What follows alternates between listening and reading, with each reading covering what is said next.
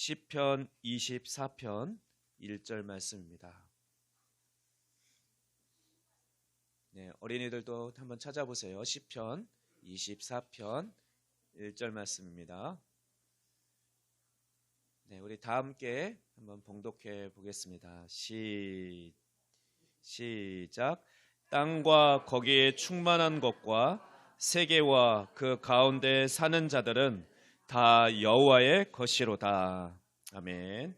이 시간 정진화 지사님 나오셔서 그리스도인 왜 기후 위기를 이야기할까라는 주제로 말씀을 나눌 때 큰 은혜 받으시기 바랍니다. 네, 안녕하세요, 성도님들. 네, 반갑습니다. 오후 첫 예배의 말씀을 제가 전할 수 있도록 허락해 주심에 참 감사드립니다. 전 사실 요즘 신분이 제가 교사인지 그리고 엄마인지 환경 선교사인지 제로 웨이스트인지 참 불분명해요. 그렇게 불분명하게 살고 있거든요. 혹시 제로 웨이스트 환경 선교사 들어봤다, 그 의미를 안다 하시는 분 계세요? 있어요? 알고 있어요? 네. 좋아. 네. 아마 이 안에서는 이미 실천하고 계신 분들도 있을 것이고 기후 위기에 대해서 나 처음 들어본다 하시는 분들도 있을 거예요. 사실 어디에 이미 어르신 분들은 또 절약하고 절제하고 사시는 분들도 많이 계시고요. 그래서 어디에다 초점을 맞춰야 될지 모르겠더라고요. 기후 위기에 대해서 잘 모르시는 분들에게는 네. 기후 위기에 대해서 잘 모르시는 성도님들께는 그 현상 자체를, 문제를 알려드리고 싶다라는 생각이 들었고, 이미 알고 계신 분들과는 더 깊은 이야기를 나누고 싶었습니다. 그러나 결국 우리가 신음하는 피조물, 기후 위기라고 하는 문제를 신앙 안에서 바라보고 내가 그 안에서 어떻게 반응해야 하는가, 그리고 내가, 정진아가 어떻게 살고 있는가를 말하자라는 결론을 냈습니다. 사람에게는 말과 설득, 어떠한 권고도 사실 얘기해 보셔서 아시지만 잘 안 들어가잖아요. 결국에는 제 삶으로, 자신의 삶으로 이야기해야 한다는 것을, 그래야 그들의 마음과 생각을 움직일 수 있다는 것을 말입니다. 네, 제가 사실 여러분들의 마음과 생각을 움직이려고 이 자리에 있는 거예요. 네, 부족한 저를 불러주시고 하물며 이 자리에 서서 풀어내라 하셨을 때는 저보고 더 잘 살아내라, 내 안에서 견고히 서라 하시는 부르심이라고 여겼습니다. 참 거룩한 부담감으로 이 자리에 섰습니다. 아마 꽤 빡빡할 거예요. 그러니까 졸리시면 커피도 드시고 사탕도 드시면서 편하게 들으셨으면 좋을 것 같아요. 작년 여름 하면 떠오르는 게 있나요? 환경과 기후위기와 관련해서 작년 여름. 저는 작년 여름 하면 강남의 물난리가 생각이 납니다. 반지하방, 목숨을 잃은 사람이 떠오릅니다. 사실 일주일이면 멀다 하고 기후위기에 대한 문제들, 그리고 이것이 지구온난화 때문이다, 이런 이야기들 산불이 빈번하고 공익광고에서도 계속 막 캠페인 나오잖아요. 뭐 에코에코 막 이런 노래 나오고, 그리고 하물며 예능에서조차도 기후변화, 기후위기를 다루고 있습니다. 그리고 올해는 벚꽃이 4월이 되기도 전에 폈어요. 그리고 3월 져버렸고 3일 만에 벚꽃과 개나리와 목련과 진달래가 동시에 개화하는 이상한 봄을 맞으셨을지 모르겠어요. 그런데 그것이 우리의 삶과 정말 밀접히 다가오시나요? 남의 이야기? 좀 걱정되는데? 혹은 왜 이렇게 얘기해? 나도 많이 들었어. 아니면 심각하니까 그런 채널을 돌린다거나 내가 할 수 없는데 어쩌겠어, 하나님이 하시겠지 하는 무관심으로 침묵하고 계시진 않으신가요? 저 역시 코로나 이전만 해도요, 그렇게 관심이 있던 사람이 아니에요. 마시고 먹고 입고 하는 거 좋아했던 사람입니다. 근데 단지 서연이를 낳고 나서 한 번의 전환이 왔다면, 서연이가 알다시피 돌 전후로 붕대를 감고 지냈던 걸 아실 거예요. 알러지로 지금도 고생하고 있고요. 계란, 땅콩, 호두, 복숭아, 체리, 그리고 오래된 기름에 한 번 더 튀기면 올라오고, 먼지, 꽃가루 알러지. 사실 살면서 정말 귀찮아요. 관리하기 힘들어요. 그런 아이를 키우면서 유기농, 먹을거리, 그리고 피부에 쓰는 것 등에는 관심을 갖고 살았던 엄마였습니다. 그리고 아기띠 해가면서 별무리 예배, 수련회, 이 모임들을 참여하면서 다른 아이들이 일반 그냥 김밥 싸 먹는 거, 간식 먹는 거를 보면서 마음 아파했어요. 네. 그래서 지금도 매일 아침 아이와 급식 식단을 확인하고 먹을 수 있고 없고를 구별하고, 그리고 일주일에 3번 정도는 못 먹는 반찬 때문에 지금도 도시락 반찬을 싸주고 있습니다.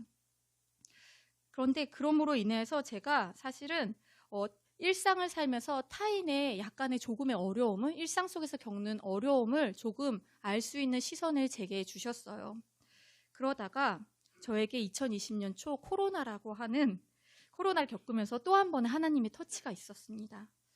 먹이는 일에도 치우는 일도 조금 더 다른 사람보다 익숙했던 엄마였는데, 그렇게 삼시세끼 애들이랑 갇혀서 단절된 채로 그 안에서 밥해 먹이고 빨래하고 청소하고 너무 힘든 거예요. 그래서 안 해봤던 배달도 시켜보고 안 해봤던 반찬 가게도 들락달락 돼보고, 시간이 많은 건지 필요한 게 많은 건지 택배 주문량도 늘었어요.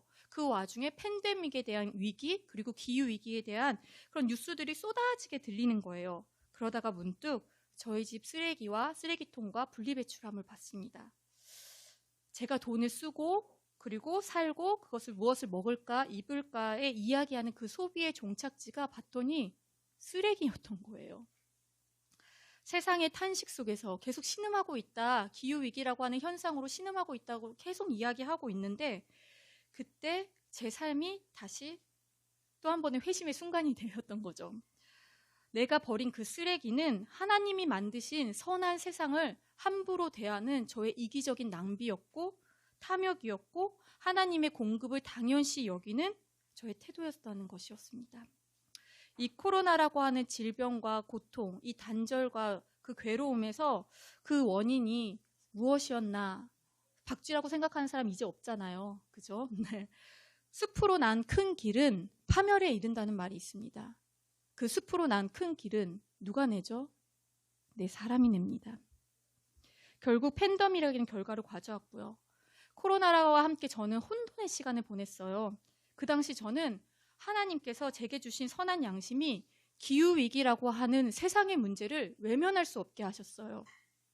그래서 이 문제를 나의 문제, 나의 자신의 문제로 바라보게 되니까 일단 알고 싶어서 관련된 강의며 연수며 다 들었던 것 같아요. 그런데 과학적인 지식이 중요한 게 아니라 저는 하나님의 목소리를 듣고 싶었던 거죠. 그러다가 맨땅에 헤딩하듯이 뭐 이렇게 환경 관련된 거 얘기하는 단체 없어? 기독교 안에서 얘기하는 거 곳 없어? 찾다가 살림이라는 환경 단체를 기독교 환경 교육 단체를 알게 되었고, 그리고 신앙 안에서 왜 환경 단체가 아니라 그리스도인이 환경을 이해해야 되는지, 환경에 대해서 관심을 가져야 되는지 조금씩 이해하기 시작했습니다. 머릿속에 맴돌던 생각들이 정리되었고, 그리고 마음으로 결단했죠. 그리고 바로 행동으로 옮기기 시작했습니다. 그게 20년 2학기였던 것 같아요. 그리고 이 자리에 있는 거죠. 불과 3, 4년 전만 해도 참 지금의 제 모습과 그 전의 제 모습은 많이 달라요. 그리고 삶으로 실천하고 변화하는 과정은 정말 매일매일이 지는 싸움이었습니다. 이 지는 싸움에 저는 하나님이 함께하고 계신다고 믿습니다. 사실 환경 보전 참 재미없어요. 그렇잖아요. 되게 불편하고요. 그 불편한 이야기를 지금 제가 성도님들과 함께 해보고 싶습니다. 자, 네, 오늘 말씀인데요. 창세기 1장을 반복적으로 한번 보셨으면 좋겠어요. 그리고 반복적으로 말씀하시는 두 구절이 있습니다. 이거 창조 사역이잖아요. 그 사역 속에서 빛이 있으라 하니 그대로 되었고, 하나님이 또 그대로 되었고, 그대로 되었더라, 지으시는 거예요. 그대로 되었더라, 그대로 되었더라. 근데 그대로 되면서 창조 세계를 지으신 것만이 아니라 그 다음 구절이 있어요. 뭐라고 하냐면 그대로 되니 보시기에 좋았더라. 그대로 지으시고 보시기에 좋았더라. 그대로 지으시고 보시기에 심히 좋았더라. 하나님은 창조 세계가 좋고 선하다고 말씀하셨어요. 인간만요? 아니요. 인간도요. 이 창조 세계가 좋고 선하다는 이 단순한 진리를 우리는 이토록 쉽게 간과하며 살고 있다는 사실은 사실 더 놀라운 일입니다. 창조 세계는 그분의 선하심과 성품을 그대로 담고 있습니다. 아침에 창문 열고 요즘 새들이 얼마나 많이 지저귀어요. 그 지저귀는 소리와 그들의 깃털의 경이로움과 그리고 지금 텃밭에서 모종 심었잖아요. 그리고 싹이 날 것이고 꽃이 필 것이고 그렇게 하나님은 이 창조 세계를 통하여서 우리에게 전해주고 계시는 거예요. 하나님의 성품을요. 말씀에서도 또한 분명히 말씀하고 계십니다. 로마서 1장 20절 말씀을 같이 읽어볼까요? 시작. 창세로부터 그의 보이지 아니하는 것들 곧 그의 영원하신 능력과 신성이 그가 만드신 만물에 분명히 보여 알려졌나니 그러므로 그들이 핑계대지 못할지니라. 네, 자연을 통하여서 그 경이로움과 하나님의 임재를 알기도 하지만 말씀을 통하여서도 분명히 말씀하십니다. 그분은 사람 없는 땅 그리고 사람 없는 광야에까지 비를 내리시는 분이십니다. 관계적인 하나님은 인간뿐만 아니라 창조 세계를 소중하게 다루신다는 것입니다. 즉 창조 세계가 인간을 위해서 우리 인간만을 위해 존재하는 것이 아니라 하나님과 창조 세계의 관계는 우리와 창조 세계의 관계와 별개로 그분이 열심히 지금 지속시키시고 돌보시고 계시는 것이라는 겁니다. 마틴 루터의 말이거든요. 하나님은 성경에만 복음을 남기시지 않으셨습니다. 나무들 위 꽃들과 구름과 별들 안에도 기록하셨습니다. 아멘. 네, 하나님은 세상을 창조하시고 적극적으로 이 세상 가운데 하나님의 임재가 스며들어 있다는 말씀입니다. 오늘의 말씀이죠. 오늘 주제인데 시편 24편 1편 말씀을 우리 다 같이 아이들도 함께 읽어볼까요? 시작. 땅과 거기에 충만한 것과 세계와 그 가운데 사는 자들은 다 여호와의 것이라. 정말 여러분 모든 것이 다 여호와의 것이라 고백하나요? 내가 마시는 물, 내가 밟고 있는 땅, 집, 공기. 근데 그것들이 되게 지금은 하나님의 것이라 고백하고 살고 있는지 경제의 논리에 맞춰 살고 있는 건지 우리가 참 돌아봐야 되는 것 같아요. 결국 창조 세계가 우리의 것이 아니라 하나님의 것을 인지하는 데부터 시작되어야 된다고 생각합니다. 그래 알았어. 하나님이 창조 세계를 돌보신다는 것도 알겠지만 그거는 소수의 영역이나 하는 거 아니야? 이렇게 생각하실지도 모르겠어요. 그런데 창세기 1장 28절 말씀에서 분명히 말씀하고 계시거든요. 이 부분도 같이 읽어볼게요. 시작. 하나님이 그들에게 복을 주시며 하나님이 그들에게 이르시되 생육하고 번성하여 땅에 충만하라. 땅을 정복하라. 바다의 물고기와 하늘의 새와 땅에 움직이는 모든 생물을 다스리라. 아멘. 네, 이것은 하나님이 우리에게 주신 첫 번째 대사명입니다. 하나님이 창조 사역을 하시고 보시기에 심히 좋았다. 그리고 끝난 다음에 뭐라 하시냐면 이렇게 땅에 충만하고 땅을 정복하고 바다의 물고기, 하늘의 새와 땅에 움직이는 모든 생물을 다스리라고 하셨어요. 이것은 소수의 사람만 부르심 받은 달란트가 아니라 하나님의 제자라면 누구나 받아들여야 되는 어찌 보면 첫 번째 대사명이라는 것입니다. 즉 하나님이 창조 세계를 돌보는 것은 우리와 무관한 일도 해도 그만 안 해도 그만인 일도 그만이 선택사항은 더더욱 아니라는 거죠. 오히려 지구와 그 안의 창조 세계를 돌보는 일은 모든 그리스도인들에게 주어진 핵심 사명입니다. 그런데 사실 창세기 1장 28절 말씀을 하셨을 때는요. 죄가 들어온 적이 없었어요. 죄가 들어오지 않았기 때문에 이 말씀을 하셨을 때 정복하라 그리고 다스리라는 말이 왜곡되지 않았던 거죠. 하지만 죄가 들어오고 나선 그 사명이 왜곡되어 버린 거죠. 왜곡된 채로 지금 나타나고 있는 겁니다. 이 땅에 인간은 왜 그러면 이 사명을 우리가 잘 감당하지 못하고 사느냐? 죄가 들어온 거기 때문이죠. 인간은 아주 어릴 때부터 나와 나 밖에 주변 환경과 구별된 존재로 인식하고 삽니다. 나 그리고 가족, 가정 그리고 우리 교회 그리고 우리 세상, 인간의 세상이라고 세상에 속한 존재로 믿고 사는 거죠. 발끝에 있는 더 큰 세상을 창조 세계를 그저 무대 배경이라고 여기면서 말입니다. 이와 같이 이 저변에는 남과 여, 백인과 흑인, 주인과 노예, 인간과 자연, 그리고 어른과 아이를 구별짓는 이원론적인 세계관, 그리고 과학기술의 발달로 인해서 피조 세계와 인간이 분리된 거예요. 분리되다 보니까 결국에 인간 중심, 인간의 우월성, 그리고 단순히 피조 세계가 탄소, 수소, 산소, 질소, 화학 시간에 들어보셨죠? 그런 단순한 물질의 집합체로만 여겨지게 된 거죠. 지구의 내적, 영적인 의미가 무시된 것입니다. 네. 지금까지 말씀드린 것처럼 인간은 어찌 보면 하나님이 만드신 창조 세계의 일부예요. 또한 동시에 인간은 창조 세계에 구별되어서 부르심을 입은 거죠. 우리가 땅에 속한 피조물, 같은 피조물인 동시에 하나님의 형상을 닮은 자라는 사실입니다. 그런데 이 관계가 균형을 잃고 흔들리면서 우리의 모든 관계가 무너져 내린 겁니다.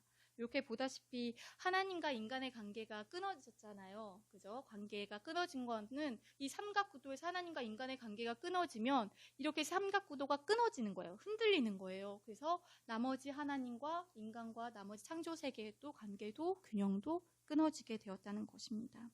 결국 환경 위기는 뿌리가 같아요. 기후 변화는 증상인 겁니다. 같은 병에 뿌리가 있는 겁니다. 인간이 그동안 지구와의 관계를 잘못 맺어진 관계 때문입니다.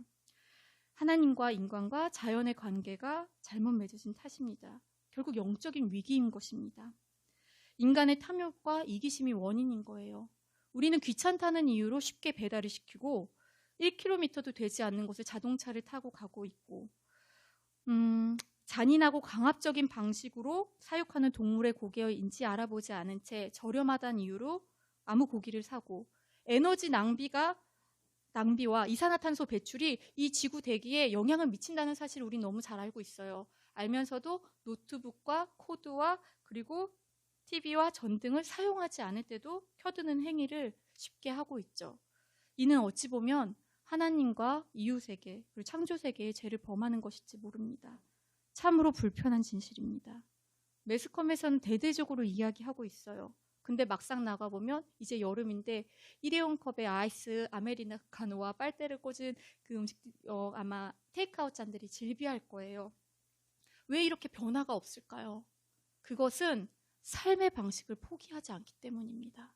내 삶의 방식을요. 결국 마음속 깊은 곳에서부터 변화가 시작되어야 될 때입니다. 회개가 필요합니다. 이기적이고 경솔한 삶의 방식을 근본적으로 바꿔야 되는 도덕적, 영적 문제입니다. 그렇기 때문에 그리스도인들이 나서야 되는 것입니다. 네, 크게 세 가지 주제로 얘기해 볼게요. 이제서 세 가지 주제를 얘기합니다. 네, 먼저 첫 번째로는 식탁이에요. 왜냐하면 식탁이 가장 어렵거든요. 하루에 삼시세끼 먹고 간식 먹고 그리고 식탁은 사람들과 교제하는 곳이잖아요. 이야기를 나누는 곳이고 그러다 보니까 식탁이 참 어려워요. 남편과 가장 많이 싸운 것도 식탁이었거든요. 네. 그리고 저는 먹는 거에 진심이니까 갑자기 기후위기가 왔을 때 당장 제 식탁을 변화시켜야 되는 거예요. 그러니까 멘붕이 온 거죠. 왜냐하면 난 먹는 거에 진심인데 큰일이다 이러면서요. 네, 먹는 거, 식사 왜 중요할까요? 매일매일 먹으니까 죽을 때까지 먹습니다. 우리는 그런데 먹는 문제에서 기아 상태를 경험해보지 않고 있잖아요. 경험해본 적이 없습니다. 하지만 지구 반대편에서는 그 한 끼 때문에 죽고 있는 사람들이 있습니다. 먹는 건 생명이 걸린 문제예요. 그럼 하나님은 도대체 왜 먹어야만 살 수 있게 하셨을까요? 그 누구도 창조세계의 그 어떤 피조물도 스스로 살 수 없음을 알게 하시는 것입니다. 모든 피조물은 태어나서 죽을 때까지 서로 관계 맺으면서 돌봄을 받아야 되는 존재라는 것입니다. 먹는 일은 우리를 날마다 창조하시고 채우시는 하나님의 방법 안에 있는 것을 경험하는 일입니다. 광야에서 이스라엘 백성이 만나와 메추라기를 매일 공급받았던 것처럼요. 하나님이 만나 메추라기를 공급하시면서 말씀하셨어요. 쌓아두지 말라고요. 만약에 쌓아두었으면 어떻게 됐을까요? 싸웠겠죠. 경쟁이 있었을 거예요. 힘이 세고 그리고 더 많이 가질 수 있는 자가 가졌을 것이고 몸이 불편하고 어린아이와 여자들은 많이 갖지 못했을 것입니다. 경쟁과 쟁탈이 있었을 거예요. 그 안에 관계가 끊어졌을 것입니다. 그리고 그것을 갖고 짊어지기 위해서 강에서 그렇게 힘들게 그 짐을 싸들고 다녔을 것이에요. 네, 먹거리는 하나님의 음식 안에서 처음과 끝을 생각하게 하시고 하나님이 이 창조 세계의 공급자임을 알게 하시는 것입니다. 그런데 우리가 정말 식기도 하면서 감사함으로 하나님이 우리를 돌보시고 창조 세계의 공급자이심을 고백하고 사시나요? 저는 2020년대 기후위기에 대한 계속된 고민 속에서 놀면 뭐하니를 보다가 이거 같이 남편이랑 봤던 것 같아요. 20년 여름이었어요. 밥 한 번 먹자 해서 저게 뭔지 아시죠? 저기 호마호크 고깃덩어리예요. 거기가 고기가 막 주렁주렁 있고 여기 진수성찬이 막 고기랑 막 있는데 제가 와 여기 마블링이 잘 돼 있어 맛있게 구워 먹자 이러는데 저걸 보는 순간 예전에 경험하지 못한 걸 경험했어요. 저 고기 마블링을 만들기 위해서 가둬두고 살찌우고 사료를 먹이고 움직이지 못하게 하는 것과 연결되는 거예요. 이 먹방을 보는데 저는 참 우리의 먹거리가 하나님의 공급과 돌보심이 아니라 그냥 단순한 오락, 유희를 위해 희생당했다는 것이 연결되는 첫 경험이었습니다. 넘쳐나는 먹거리, 근데 음식의 30에서 40%는 우리의 식탁에 와서 그냥 버려집니다. 너무 많이 버려지고 있죠. 네, 더 이상 저는 먹방을 보지 못하게 되었어요. 네, 이 그림은 어미 돼지가 새끼 돼지한테 젖을 물리는데 일부러 이렇게 작게 가둬둬요. 그래서 젖을 먹이도록 하면 새끼 돼지가 깔려 죽기도 하고 어미 돼지 한쪽 면은 욕창이 나요. 그리고 숫병아리는 태어나자마자 바로 기계에 갈려요. 왜냐하면 생산 상품성이 없어서 갈려서 사료가 되고 그리고 항생제와 사료를 먹이면서 사실은 원래의 닭은 1kg도 되지 않은데 지금 4kg이 넘어요. 그 얘기는 뭘까요? 성장 호르몬과 항생제를 투여했다는 얘기고 그로 인해서 자신의 무게를 못 이기고 쩔뚝대고 질병에 걸리고 걷지 못하는 닭들도 많이 있습니다. 저는 이 도미니언이라고 하는 영화를 보고 2달간 정류점을 지나치기 너무 힘들었어요. 네, 모든 사람은 밥을 먹습니다. 하지만 세계 농업의 기업화와 공장식 축산으로 비참하게 사육당하는 돼지, 닭, 소에는 공감하지 못합니다. 여기 보이시면 사람이 약 30% 정도의 생물 수를 차지해요. 나머지 몇 프로가 67%가 가축입니다. 달랑 3%가 야생 동물의 비율을 가지고 있어요. 근데 이 가축은 누구를 위해? 인간의 먹이를 위해서 키워주고 있는 겁니다. 그들은 더 싼 값에 더 많은 고기를 생산하기 위해서 비윤리적으로 키우고 도축하고 희생시키고 있습니다. 또한 그들을 먹이기 위해서 아마존이 불타오르고 있습니다. 이들의 사료를 만들기 위해서 약 4분의 1, 지구 생산 면적, 가축 사료의 생산 면적이 지구의 약 4분의 1을 차지한다고 해요. 그리고 열대우림은 숲이 아니라 옥수수와 콩밭, 농경지로 바뀌고 있습니다. 일부러 불을 내고 있는 거죠. 육류는 사실 엄청난 자원 투입이 필요합니다. 모든 선박 그리고 이 선박과 그리고 항공과 교통수단을 다 합친 것보다 축산업에서 배출되는 온실가스의 배출량이 더 많다는 사실을 알고 계세요? 저희가 일주일에 하루 한 번만 채식을 하면 1시간 거리에 왔다 갔다 출퇴근하면서 배출하는 탄소의 배출량보다 더 많은 양을 줄일 수 있어요. 그래서 저는 효율적인 거예요. 그러면 일주일에 하루 내가 채식을 하는 게 낫지 뭐. 그런데 그게 참 쉽지 않더라고요. 식탁을 바꾸는 것이. 또한 축산업에 들어가는 물의 양이 자원이 엄청난데요. 우리가 마시는 담수의 30%는 고기를 얻기 위한 가축의 생산, 사육, 도살에 쓰입니다. 사실 소고기 1kg 먹을 수 있으시죠? 한 끼에. 저희 먹잖아요. 한 근 좀 넘는 거 둘이서 먹으면 한 끼 먹잖아요. 그죠? 그런데 감자 1kg 둘이서 한 끼 다 먹을 수 있나요? 못 먹어요. 그런데 소고기 1kg을 생산하기 위해 약 16,000리터의 물이 필요하대요. 이게 어느 정도의 물의 양인 것 같으세요? 수영장 4개 레인의 물입니다. 달랑 한 끼를 먹기 위해. 그걸 다시 환산하면요. 한 사람이 물 2리터를 마신다면 22년간 마실 수 있는 물의 양입니다. 엄청나죠. 그리고 또한 이 가축들에게는 감금 상태에서 250억 마리에게 인간이 생산한 항생제의 3분의 1을 투여하고 있습니다. 오늘날 인간이 10억 톤의 곡물을 먹는다면 가축에게 10억 톤을 먹이고요. 그리고서 1억 톤의 고기가 나와요. 10분의 1만 나오는 거죠. 그리고 3억 톤의 분뇨를 얻고 있습니다. 되게 비효율적이죠. 계산해 보면요. 저는 그래서 이 사실을 알고 그리고 또한 이걸 다 먹으면 또 괜찮아. 그런데 몇 프로나 버린다고 했죠? 다 약 30에서 40%가 버려져요. 결국엔 우리는 먹을 의도가 없는 음식에 습과 깨끗한 물과 연료를 걸고 도박을 하는 것입니다. 우리 입맛에 봉사하기 위해 이 지구에 짧은 시간 머물다가는 셀 수 없이 많은 동물과 식물이 무의미하게 멸종되고 있다는 사실입니다. 우리는 영양실조로 시달리고 있는 8억 명 이상의 인류와 지구를 나눠 쓰고 있습니다. 우리의 식탁을 점검해 봐야 됩니다. 그래서 저도 그런 고민이 너무 휩싸이면서 우유 대신에 뭘 먹지? 아이들에게 뭘 먹이지 하면서 지금은 정착한 게 요 기리유예요. 보이실까요?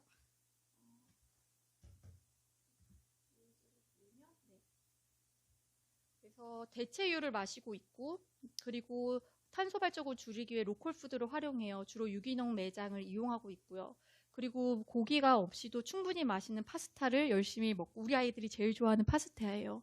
도토리 묵을 한다든가, 가족들이 왔을 때는 최대한 열심히 음식을, 손님들이 왔을 때는 채식으로 준비해 주려고 하고, 그리고 채식빵이나, 이거 비건 베이커리예요. 저는 여행 다닐 때 즐거움이 하나 생겼어요. 일부러 계란과 우유가 버터가 들어가 있지 않은 건강하고 맛있는 빵집을 찾아다녀요. 그게 비건 베이커리거든요. 거기서 잘 사 먹어요.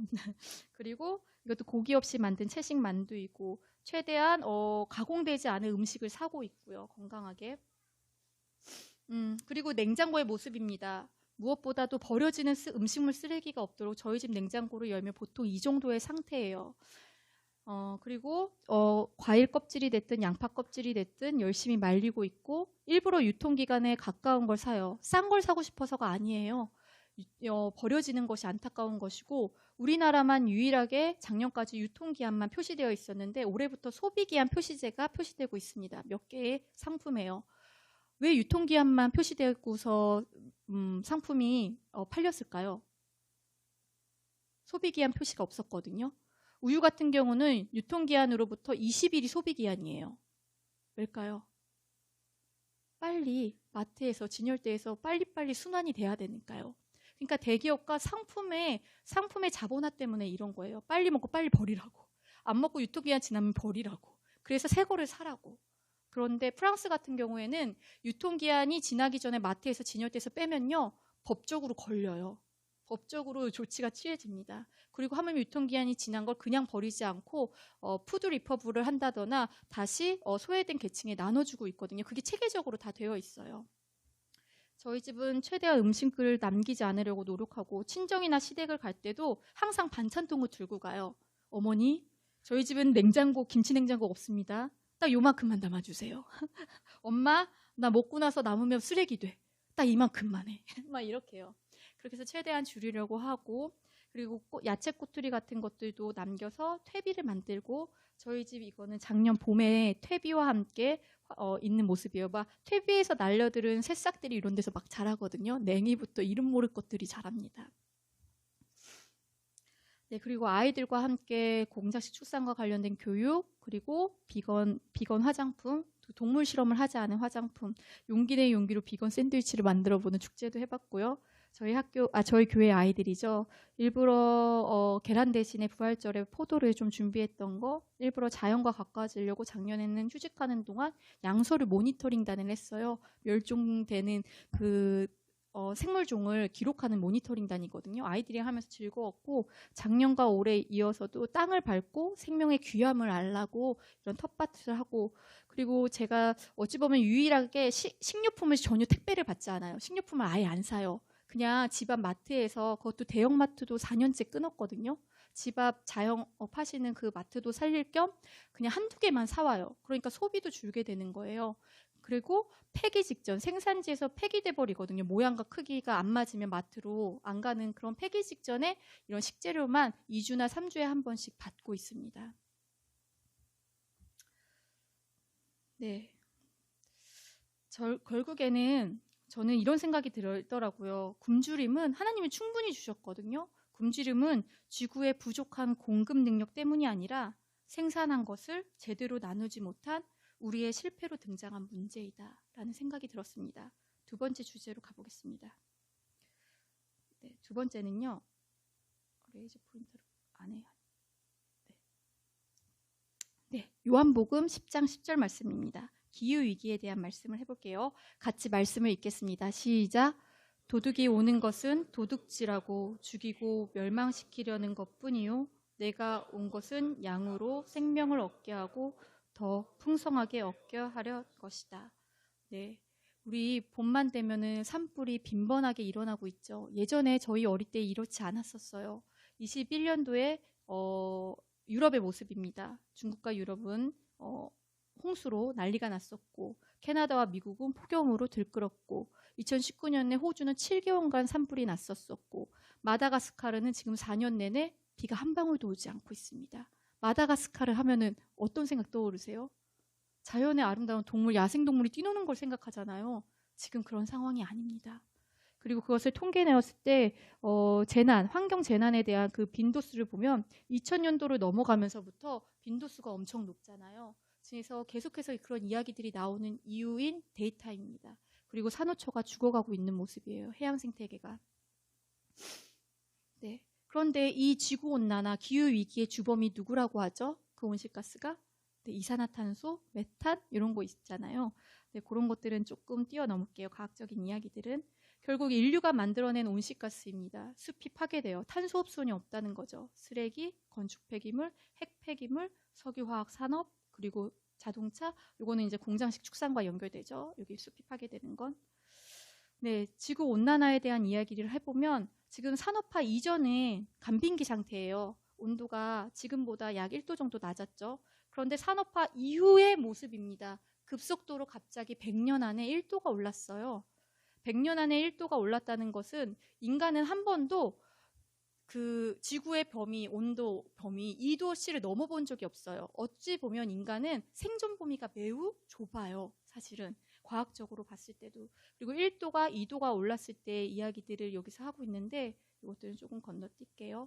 그것에 대한 이야기가 IPCC 보고서라는 것이 있습니다. 이거는 기후변화의 문제에 대처하기 위해 세계 기상기후랑 유엔 환경계획에서 공동으로 설립한 국제기후예요. IPCC라고 있어요. 그들은 과학자들이에요.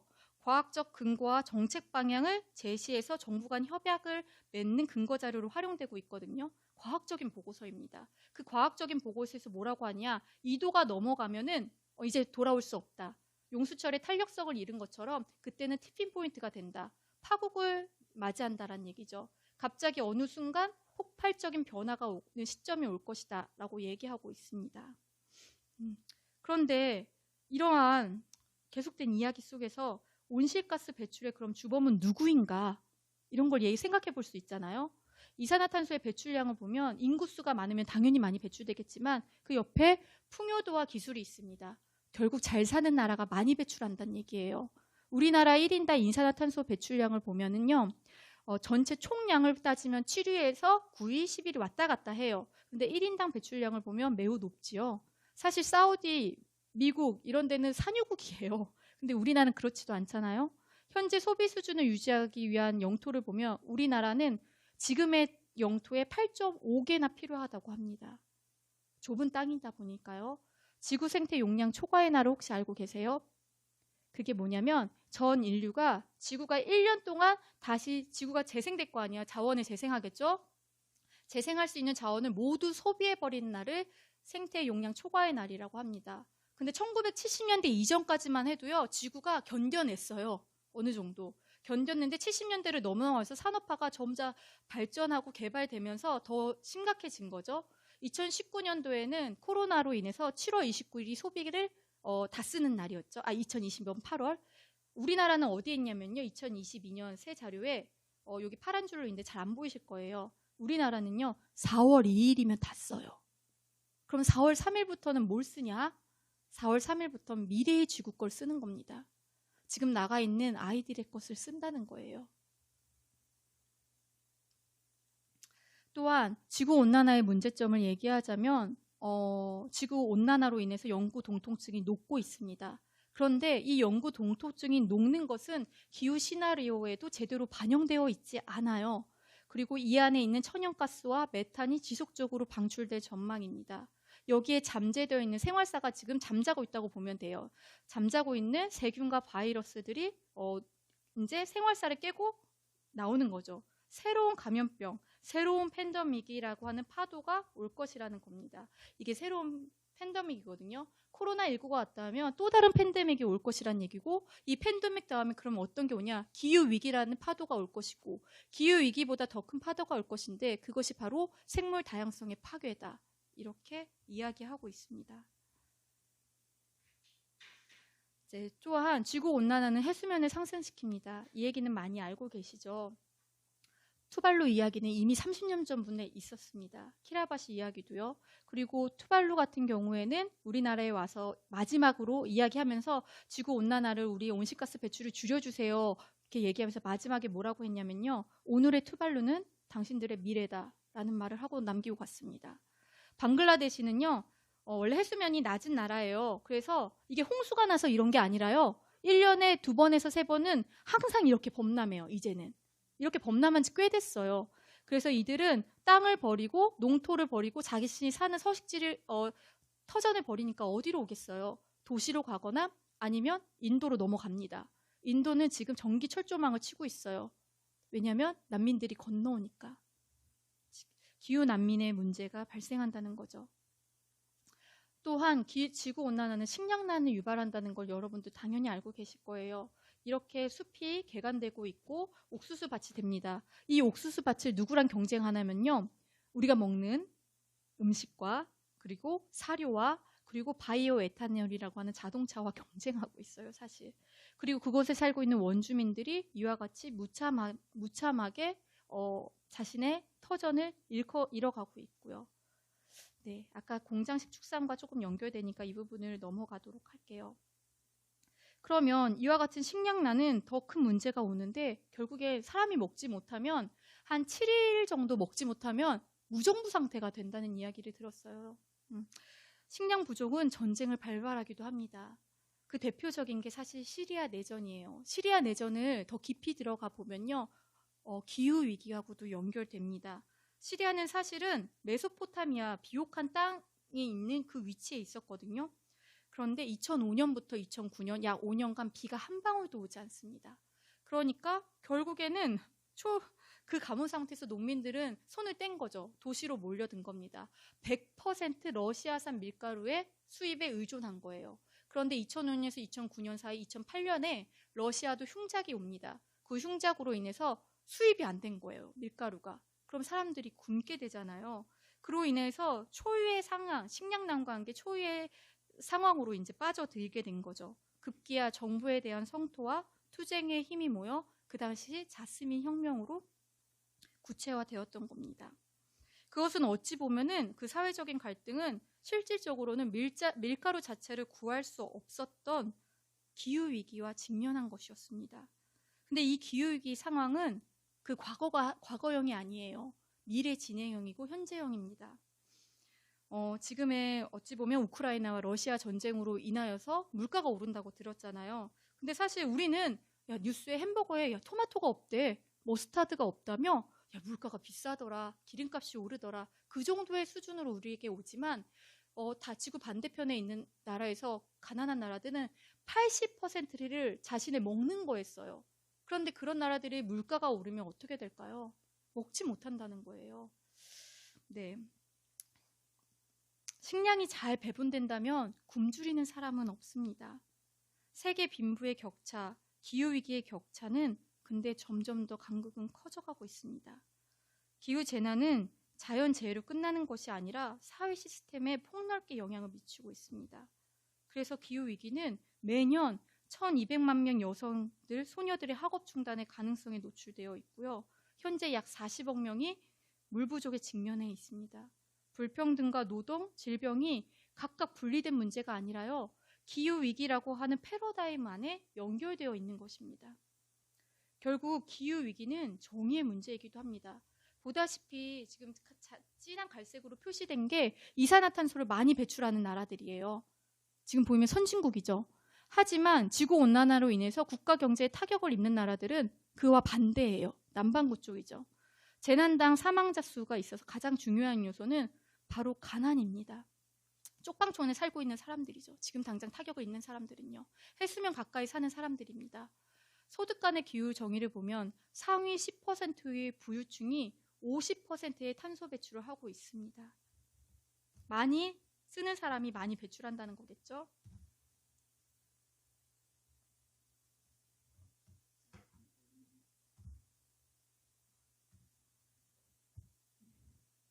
지역 간의 기후 위기를 보겠습니다. 우리나라만 먼저 얘기해 보자면 서울에 없는 세 가지가 뭔지 아세요? 서울에는요, 도살장과 발전소와 매립지가 없습니다. 하지만 대부분의 전력과 과잉 소비와 과잉 쓰레기를 배출하는 곳입니다. 네, 그리고 지역 간에 여기 보면 915m라고 빨간 선 보이시죠? 이게 뭐냐면 원자력 발전소, 핵발전소가 있고 핵발전소에서 900m 이전까지는 그 안에 있으면 보상을 해줘요. 떠나라고. 근데 900m, 1km도 안 되죠. 900m 바깥에 있는 모습입니다. 이곳에 살고 있는 사람은 어떠한 보상도 받지 못하는 거예요. 집을 떠나고 싶은데 집이 안 팔리는 거죠. 이런 문제는 누가 책임져 줄까요? 그리고 전기 송전선, 고압 송전선이 지나가고 있는 이 사진의 모습과 그곳에 석탄으로 인한 재해, 이런 것들이 피해를 입고 있는 지역들이 지역의 모습입니다. 기후위기는 또한 세대 간의 기후의 문제이기도 합니다. 지금 태어나고 있는 아이들은 지금 배출되는 이산화탄소의 6분의 1만 배출해야 된다고 합니다. 누적된 온실가스로 인해서 기후변화는 미래 세대가 영향을 받습니다. 편익은 없이 누적된 문제만 물려받아야 되고 해결해야 되는 책임도 그 아이들에게 있는 것입니다. 결국 정의의 문제입니다. 그럼 우리는 어떻게 이 정의로운 세상을 만들어 갈까요? 여기 코펜하겐 모습이거든요. 사진 속에 여기 있는 사람들한테 인터뷰를 해요. 여기 보면은 자동차는 1차선이에요. 1차선으로 다니고 자전거 도로가 3차선이거든요. 훨씬 넓죠. 우리나라랑 완전 다르죠. 우리나라는 자전거 도로가 있다 없다 하는데 이들에게 물어봅니다. 왜 자전거를 타세요? 뭐라고 할 것 같으세요? 아유, 기후위기가 문제죠. 환경오염이 너무 심각하잖아요. 우리가 희생해야죠. 이럴 것 같으세요? 아닙니다. 편하니까요. 편해서예요. 정말 사회적인 시스템이 그렇게 구축되어진 것입니다. 자전거 타기가 좋으니까 자전거를 타는 거예요. 자동차를 끌고 가는 게 더 힘들도록 만든 사회적인 시스템인 겁니다. 지금 그리고 두 번째는 독일의 의회의 모습과 우리나라 의회의 모습입니다. 국회의원들 다 자전거 타죠. 우리나라 다 자동차 탑니다.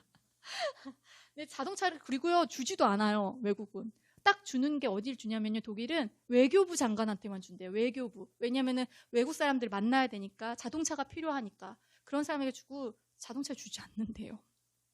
그리고 요거는 매립지의 모습인데 우리나라로 따지면 수도에 매립지가 있는 거예요. 코펜하겐 모습이거든요. 매립지를 매번 보는 거예요. 도시에 사는 사람들이, 그 많은 사람들이. 그러면서 이 심각성을 알고 문화시설로 이용하고 있고 계속 매립지가 있다는 것이 경각되는 거죠. 그리고 문화시설이 같이 있는 거고요. 지금 이걸 보면 예전엔 도로였지만 지금 도로가 아니라 지금 보이시죠? 어떻게 됐나요? 녹지로 바뀌었습니다. 사회적인 시스템을 바꿔나가야 되는 책임도 우리에게 있는 것입니다. 이거 보시면 우리를 임신시키지 마세요. 우리를 임신하지 마세요. 이게 바로 체르노빌의 역사입니다. 우리가 전기 좀 더 쓰자고, 나 좀 편하자고, 전기 좀 많이 쓰자고 체르노빌과 같은, 일본과 같은 그 역사를 우리가 밟을 필요가 있을까요? 우리는 이제 고에너지 사회가 아니라 저에너지 사회로의 전환을 생각해야 될 시기입니다. 그래? 그럼 과학기술을 해결해 주면 되잖아. 이렇게 말하시는 분도 있을 거예요. 그래서 지구온난화가 해결되면 되는 거 아니야? 이렇게 말씀하실지도 모르겠어요. 어떤 해법이 정말 짜잔! 하고 나타나서 해수면도 올라가지 않고 이주도 안 하고 식량난도 없고 그런 과학기술이 발전한다면 정말 세상이 아름다워질까요? 그 대답은 제가 볼 땐 아니오예요. 여전히 우리는 산림을 파괴할 것이고 무분별한 살충제와 화학약품을 쓸 것이고 날로 쌓여가는 쓰레기 문제로 고심할 것입니다. 부유한 국가는 어마어마한 양의 자원을 계속 소비할 것이고 부유한 사람들과 에너지 소모적인 라이프 스타일을 유지할 것입니다. 다른 쪽에서는 마실 물조차 없이 고통받는데요. 야생동물은 서식지가 파괴되고 많은 종은 계속해서 멸종할 것입니다. 저도 너무 어려운 문제인 거예요.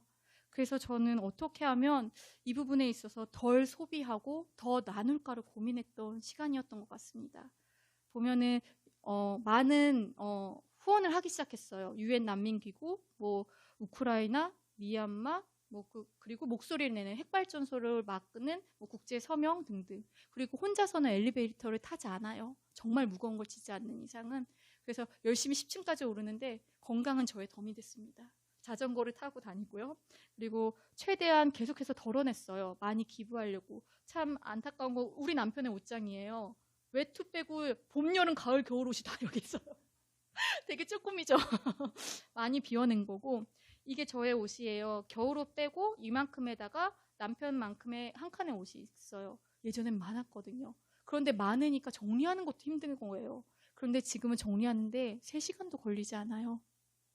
그렇게 저의 삶이 좀 단순해지기 시작했습니다. 그리고 이런 것들을 환경과 선교와 기아와 이런 쪽에다가 조금 더 나누기 시작했습니다. 처음 말씀으로 돌아가 볼게요. 요한복음 10장 10절 말씀이었거든요. 이 세상의 도둑은 정말 누구일까요? 우리가 확인하는 이 세상의 결핍과 고통은 필요한 만큼을 만들어내지 못하는 지구의 무능함이 아니라 나눌 줄 모르는 인간의 무능함 때문이 아닐까요? 우리는 매 순간 생명을 선택할 수 있어야 합니다. 네, 마지막으로 그러면서 아이들과도 하나님 나라를 어떻게 회복된 하나님 나라가 무엇일까? 이런 것도 해보고 줍깅도 열심히 하고 주리쌤이랑 같이 주일학교도 열심히 이렇게 운영해 보려고 하고 환경 선교사 과정도 열심히 들어봤던 것 같아요. 이건 산림단체에서 하는 거거든요. 네, 그리고 아이들과도 담배꽁초 어택을 하고 되살림 운동을 하고 기후정의와 관련된 프로젝트 수업을 하고 환경회의 인천시에서 하는 것 단체도 나가보기도 하고 환경단체랑 일부러 조인해가지고 줍깅도 해보고 제 나름대로 열심히 풀어내보고 살려고 했던 것 같습니다. 그리고 목소리를 내보려고 2002 개정 교육과정에 목소리 낸다던가 제가 프로 불편러가 되기 시작했어요. 환경 분야 대국민 정책 제안, 정책 제안도 막 하고 있는 거예요. 그리고 신문고에다 막 얘기하는 거예요. 이 지역에 어쩌고 저쩌고 얘기하고 있고. 그리고 영종도 갯벌 보존하고 환경을 살리기 위한 활동에도 열심히 나가보기도 하고 작년에 기후정의 그런 참여도 한 번씩 해보고 그런 캠페인도 열심히 하면서 풀어나가 보려고 노력했던 것 같습니다. 네, 마지막 주제입니다. 쓰레기입니다. 로마서 12장 2절 말씀입니다. 함께 읽겠습니다. 시작. 너희는 이 세대를 본받지 말고 오직 마음을 새롭게 하며 변화를 받아 하나님의 선하시고 기뻐하시고 온전하신 뜻이 무엇인지 분별하도록 하라. 네, 아멘. 이 3장을 보면요, 이 3장을 보면 공통점이 조금 있어요. 뭘 것 같으세요? 분리수거가 안 돼 있는 거. 네, 일회용입니다. 그냥 한 번 쓰고 버리는 것들이에요. 그러니까 분리수거가 안 되는 거겠죠? 쉽게 버리고 쉽게 쓰는 구조를 만든 것입니다. 이거는 평상시 우리 분리수거장의 모습이에요. 아파트 6동인데요. 일주일에 한번 분리수거하는데 종이랑 플라스틱만 모은 거예요. 고철, 캔, 유리, 페트병은 없어요. 근데도 이 정도이고 명절이 되면 키를 넘어 쓰죠. 엄청나게 많아요. 그런데 그거 아세요? 2015년에서 2017년 사이 약 3년 동안 작업 도중에 다치거나 숨진 미화원이 18명이나 된다고 합니다. 작년부터 100리터짜리 종량제 봉투가 없어졌어요. 그 종량제 봉투가 30에서 50kg 된대요. 들다가 다치시겠죠? 나이 있으신 분들은? 거기에 그리고 유리며 고철류며 하물며 소각되지 않은 쓰레기들도 많고요. 그리고 음식물 쓰레기를 비닐채에 넣었다가 그것들이 비닐들을 터트려가지고서 음식물 쓰레기를 이제 소각하거나 이제 폐열에 쓰는데 그러다가 프로펠러에 비닐이 걸리면 어떻게 하는지 아세요? 저도 처음 알았었는데 그때 알고 사람이 들어간대요. 방독면을 쓰고요. 그래서 90년대까지만 해도 질식사로 숨진 사람이 있습니다. 그런데 저희는 그런 사실을 모르잖아요. 사실 비닐채 그렇게 음식물을 넣는 그 이기적인 행위도 결국엔 무엇이냐? 버림은 누군가에겐 폭력으로 다가온다는 것입니다. 우리 손에서 쓰레기가 분리수거장에 떠나요. 싹 치워져요. 공원 깨끗하잖아요.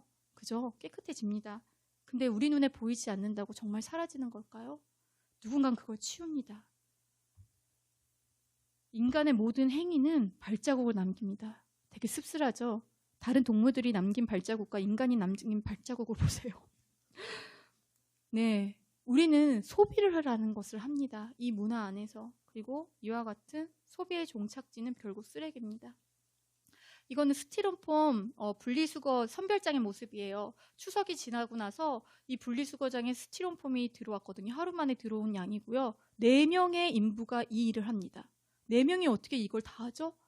그거 다 띄고, 송장 다 띄고, 그 테이프 다 띄고 너무 힘들어요. 근데 그걸 4명이 하고 있고, 그러니까 그걸 손수 띄는 게 아니라 칼로 도려내요. 바람에 날리고 물로 하수구로 다 흘러든다는 거죠. 쓰레기는 지구에 가해진 폭력입니다. 그리고 그 폭력은 결국 미세한 폭력이 되어서 우리에게 돌아오고 있습니다. 1인당 우리가 플라스틱 소비량이 1위예요. 우리나라가 1위예요. 전 세계에서. 그리고 해양 오염도, 미세 플라스틱 해양 오염도는 한강은 2위예요.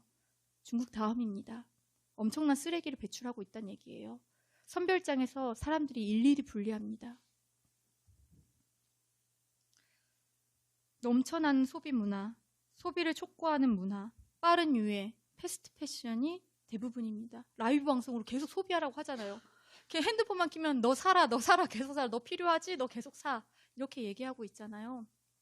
클릭 한 번으로 손쉽게 음식도, 옷도, 장신구도 다 배달됩니다.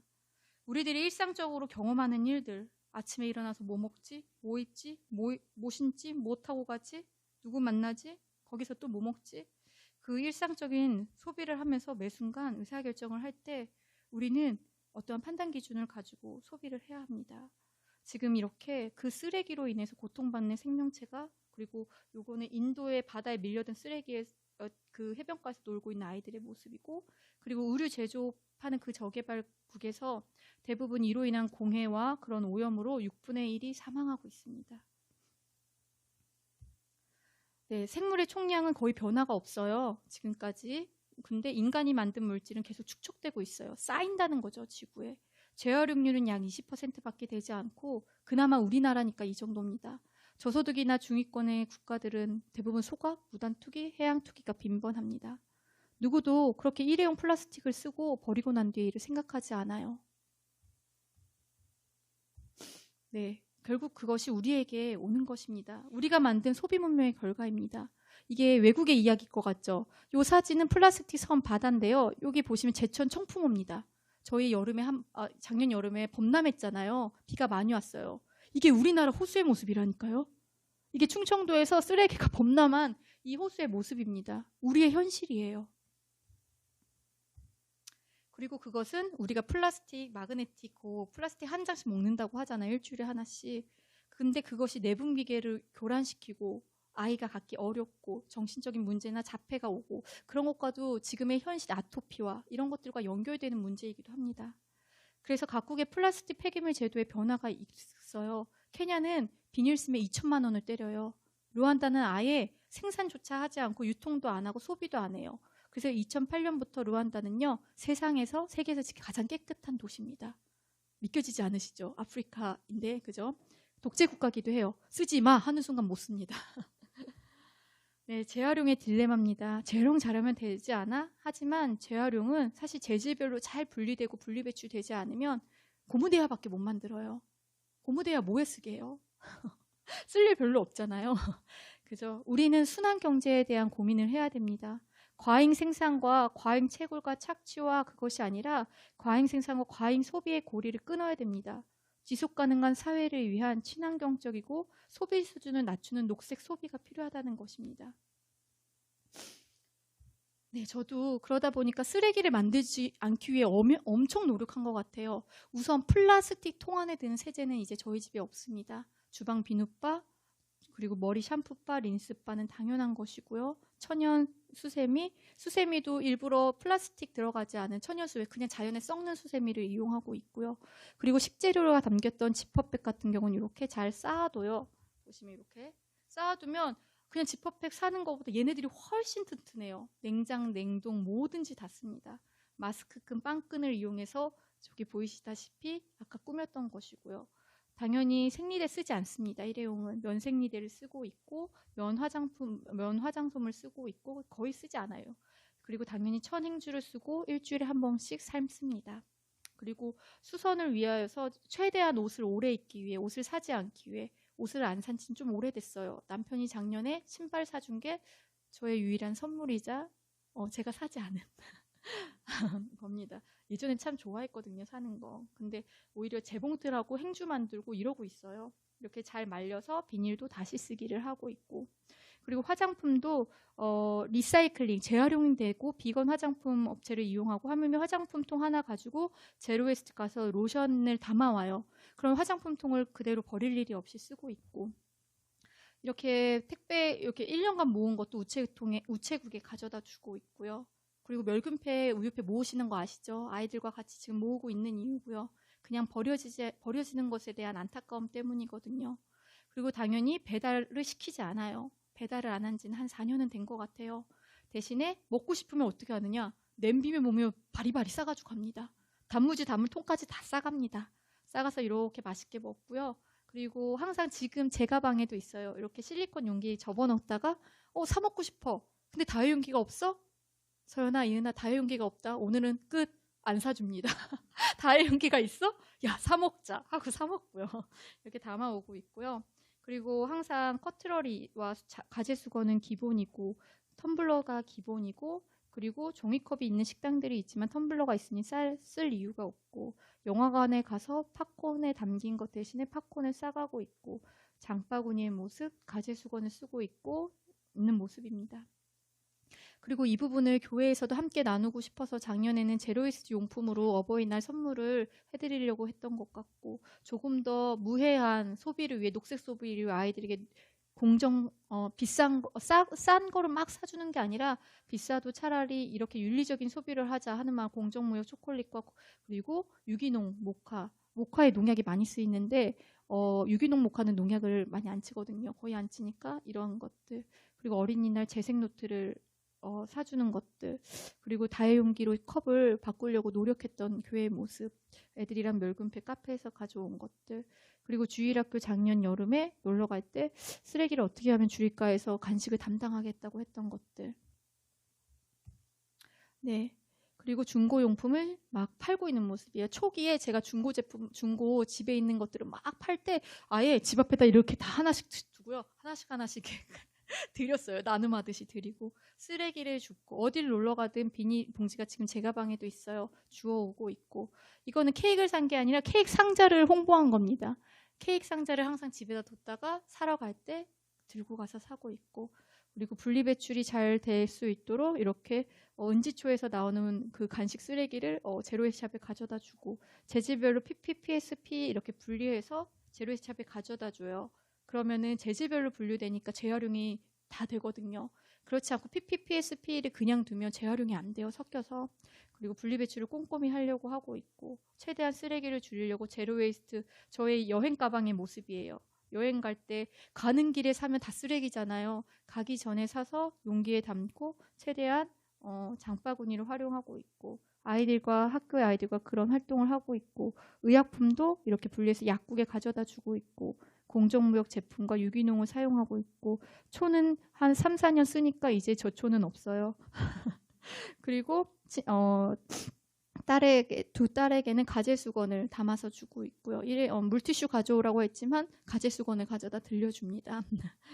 그리고 성교회 안에서 이런 모임을 하고 있어서 뭐 천바구니를 만들다는 건지 비누를 만들다는지 그리고 저희 집에는 화장실에만 휴지가 있어요. 그리고 다 모든 게 가재 수건을 활용하고 있습니다. 최대한 포장지는 종이나 포장을 하지 않으려고 하고 있고 학교 선생님들과도 이 부분을 나누려고 환경영화제를 하고 그리고 뷔페식으로 음식을 왜냐면 카페에서 그냥 사오면 쉽죠. 그게 아니라 이렇게 하려고 노력했던 것 같아요. 최대한 쓰레기가 나오지 않는 모임을 만들기 위해서. 네, 제로웨이스트 아까 제로웨이스트 있었죠. 사실 저에게는 낯설었던 것들이 일상이 되어갑니다. 없으면 되게 큰일 날 줄 알았어요. 그리고 불편했던 것들이 필요를 찾게 되고 의미를 찾게 되면서 덜어냈죠. 그러면서 하나둘씩 비워나갔습니다. 그럼에도 불편을 내가 꼭 감수하고 있다. 그런 생각이 이제는 들지 않아요. 한 3년 정도 지나니까. 일상은 더 간편해지고 의미로운 것들로 가득 찼습니다. 줄어든 소비는 환경단체, 선교, 숲을 살리는 일, 생명을 살리는 일 등의 기부를 통하여서 오히려 더 제 자신과 우리 가정은 행복했습니다. 이제 좀 말씀을 정리해 볼게요. 오늘날 우리는 창조 세계를 통해 말씀하시는 하나님의 음성에 귀 기울여야 될 때가 아닌가 싶습니다. 산불이 빈번하게 일어나고 있고요. 빙하가 녹아내리고 있고요. 종이 멸종하고 있습니다. 상처 입은 세상의 탄식 소리가 나날이 높아지고 있는데 우리의 시끄러운 생활에 차단당해서 쉽사리 우리 귀에 사실 들어오지 않아요. 이제 우리는 주변을 돌아보고 경청해야 될 때입니다. 우리는 그것이 바로 영적 싸움이라고 생각합니다. 하지만 하나님께서 함께하고 있음을 믿습니다. 저희 같은 교회 공동체이자 지체이잖아요. 저희는 복음을 전하고 그리고 또한 전도를 하고 있죠. 하지만 우리가 보여주고 있는 관계와 태도, 나의 일상, 즉 라이프 스타일을 통해서 예수님의 메시지를 전하고 나누는 것 또한 전도라고 생각합니다. 5년 뒤에 성도님들의 라이프의 스타일은 어떤 모습이시길 원합니까? 어떤 교회로 성장해 있길 원하십니까? 하나님을 경외함과 가난한 이들을 위한 정의와 창조 세계의 돌봄 등 지속 가능한 비전이 성도님들에게 포함되어 있으십니까? 우리 같이 기도했으면 좋겠습니다. 어찌 보면 우린 혼자는 아니에요. 바로 옆에 같이 고민할 지체들이 있고 성도님들이 있고 그리고 단체가 같은 모임들이 있잖아요. 어떤 것도 좋아요. 기후정의, 생명윤리, 쓰레기 문제 뭐 같이 나누는 소모임도 좋을 것 같아요. 저는 아니면 영화 다큐도 좋아요. 성도님들 중에 한 3명 이상만 모인다. 나 빼고 3명 이상만 모인다.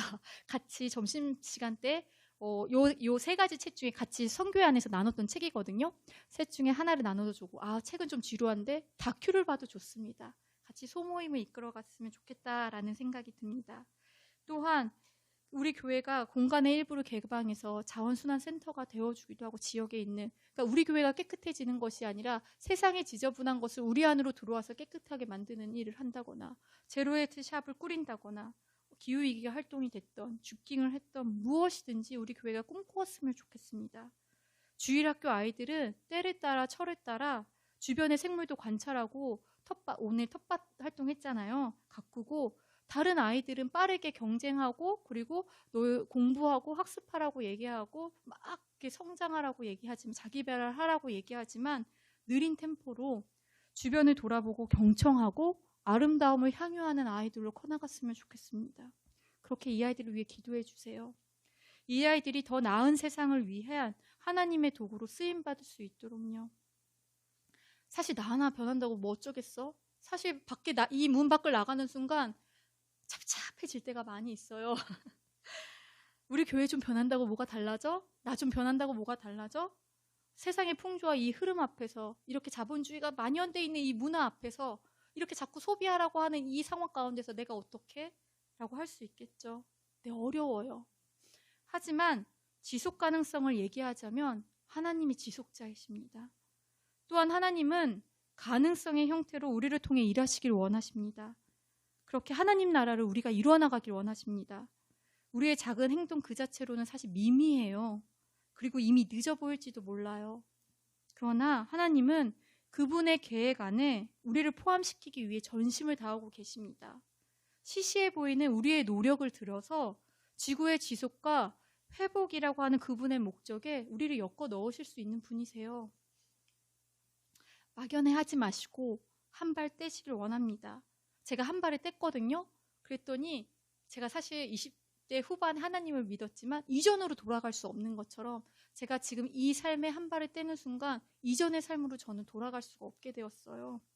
한 걸음 한 걸음씩 주님 어디서부터 하면 좋을까요? 하고 기도해 보셨으면 좋겠습니다. 쉽게 텀블러와 가재 순간부터 했거든요. 저는 그렇게 한 걸음씩 다른 이와 다른 시선으로 다르게 생각하고 다르게 살아갈 준비를 하셨으면 좋겠습니다. 온전히 삶으로 예배드리는 책임 있는 그리스도인들이 되셨으면 하는 바람입니다. 네, 기도하도록 할게요. 네, 기도하겠습니다.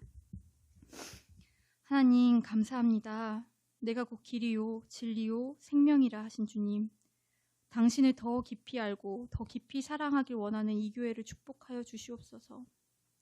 하나님이 창조하신 이 창조 세계의 신음을 듣게 하시고 하나님 나라를 위한 책임 있는 그리스도의 제자로 살아가길 원하는 이들을 기뻐 받아주시길 원합니다. 주님, 주님의 시선이 있는 곳에 우리들의 시선이 있길 원합니다. 온 땅의 주인이 되신 주님, 저희는 모든 것이 주의 것임을 고백하고 사는 것이 무엇인지 미처 몰랐습니다. 주님이 만드신 이 세상이 너무 당연한 것이라 여겼습니다. 주님이 만드신 눈에 보이는 것과 보이지 않는 것, 그 안에 모든 생명이 함께 나누고 빌리고 물려주며 살아가는 이곳을 잘 몰랐습니다. 우리는 우리의 소비 중심적인 이 문화와 경쟁과 개발에 꽁꽁 둘러싸여서 성경이 창조 세계에 대해 들려주는 분명한 메시지를 알지 못했습니다. 그저 성경이 우리 인간에 관한 이야기라고만 여겼습니다. 가만히 보면 하나님은 이 땅을 어떻게 다루셨는지에 대한 말씀도 그 안에 있음을 알게 하셨습니다. 우리의 존재 이유는 하나님을 예배하고 섬기기 위함이라는 것을 압니다. 그리고 성경은 그 첫걸음이 창조 세계를 돌보는 것이라 말하셨습니다. 우리의 선교의 책임이 더 넓은 의미에서 창조 세계를 포함한다는 사실을 알기 원합니다. 제자로서의 삶의 한 부분임을 기억하며 능동적으로 실제적으로 우리의 삶 속에서 변화가 있길 원합니다. 우리가 한 영혼을 귀히 여기고 기도하는 교회인 것처럼, 하나님이 이 세상을 이토록 사랑하시는 것처럼 나의 삶이 어떠한 생명도 천히 여기지 않고 함부로 하지 않으며 내 발자취에 책임 있는 그리스도인으로 살아내기를 기도합니다. 우리가 잠잠히 주 앞에서 이 부분을 두고 기도했으면 좋겠습니다. 또한 세상과 다른 방식과 가치에 눈을 뜨고 외면하지 않고 부딪히며 나아갈 수 있는 용기를 허락하여 주시옵소서. 지금 이 자리에 성도님들과 다음 세대 아이들을 위해 우리가 함께 고민하고 나누는 것들이 밑거름이 되게 하여 주시옵소서. 우리가 주의 자녀로 살아가는 방식의 우선순위를 바꾸고 사랑과 그 안에 공의로운 것이 무엇인지 알아가는 지혜를 저희에게 허락하여 주시옵소서. 오늘 이 말씀을 통하여서 또 한 번의 치열한 고민과 선택 가운데 생명을 택하는 역사가 있게 하여 주시옵소서. 예수님 이름으로 기도드렸습니다.